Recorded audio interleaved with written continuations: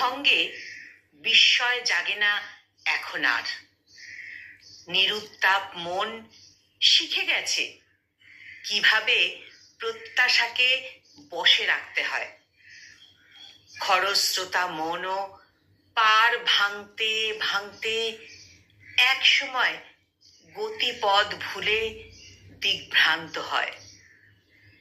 দীর্ঘদিনের শৈবাল বুকে নিয়ে চলতে চলতে সেও আজ বড় ক্লান্ত, বড় স্থবির। যখন মন খারাপের একঘেয়ে সাতকাহন অনুচ্চারিত থাকে, তখন অভিযোগ অনুযোগ উদাসীন চাহনিতে ধরা দেয়।